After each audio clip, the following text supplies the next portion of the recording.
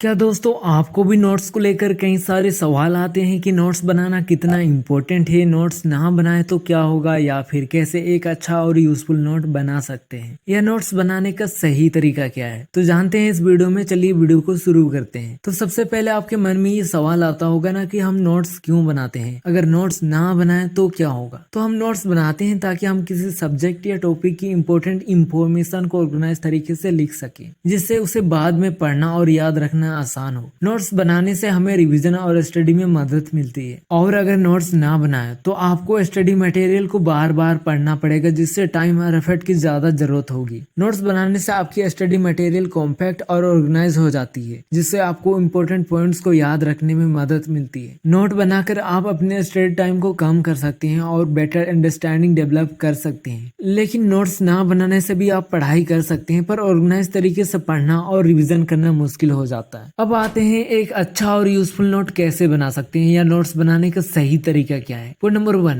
Make your own notes. ज्यादातर students खुद के नोट्स नहीं बनाते हैं, वो जो स्कूल या ट्यूशन में दिया जाता है उसी को यूज करते हैं। पर आपको ऐसा नहीं करना है। आपको अलग से एक नोट कॉपी बनाना है और उस नोट को अपने तरीके से लिखने की कोशिश करना है। इससे दो चीजें होंगी। पहला, जो आपने पढ़ा वो आपको कितना समझ में आया, और अगर आपको कुछ समझ में नहीं आता है तो उसी वक्त या बाद में आप सर या मैडम से अपने डाउट्स क्लियर कर सकते हो, जिससे आप कोई भी कॉन्सेप्ट को मिस नहीं करोगे। आपके सभी कॉन्सेप्ट क्लियर रहेंगे और आपको किसी तरह की समझने में दिक्कत या डाउट्स नहीं रहेगी। दूसरा, जब आप चीजों को अपने शब्दों में लिखोगे तो उसको रिकॉल करना, उसको समझना आसान होता है। जब आप चीजों को अपने शब्दों में लिखते हो तो वो किस पर्सपेक्टिव, किस पॉइंट ऑफ व्यू से लिखे हो वो जल्दी समझ में आता है, जिससे आपको रिविजन करते वक्त किसी तरह की दिक्कत नहीं होती है। पर अगर आपको लिखी लिखाई नोट्स मिलेगी तो हो सकता है कि आपको समझने में प्रॉब्लम हो। तो इसलिए खुद से नोट बनाओ ताकि समझने में आसानी हो और एग्जाम में आप अपने शब्दों में लिख पाओ। Point number 2, don't write in A detail. आपको नोट बनाते समय हमेशा इस बात का ख्याल रखना है कि आपको नोट्स बनाने, ना कि किताब। तो जब आप नोट बना रहे हो तो उतना डिटेल में लिखने की कोई जरूरत नहीं है। जितना इंपॉर्टेंट है उतना लिखो। मतलब कि जो चीजें आपको लगता है कि ये मैं आगे भूल भी सकता हूँ तो उसे नोट में लिखना जरूरी है। बाकी जब आप रिविजन करो तो उसे डिटेल में समझने की ट्राई करो। पॉइंट नंबर 3, हेडिंग एंड सब हेडिंग्स। तीसरा और सबसे इम्पोर्टेंट कि आपको अपने नोट्स को हेडिंग और सब हेडिंग्स में लिखना जरूरी है, जिससे कि आप रिवीजन टाइम आसानी से कोई भी टॉपिक को ढूंढ लो, ताकि इससे समय की बचत हो। बाकी डायग्राम्स को भी सही से बनाना बहुत जरूरी है, जिससे आपको रिवीजन टाइम में काफी मदद मिलेगी। तो इस वीडियो को यहीं तक रखते हैं, मिलते हैं अगले किसी टॉपिक के साथ।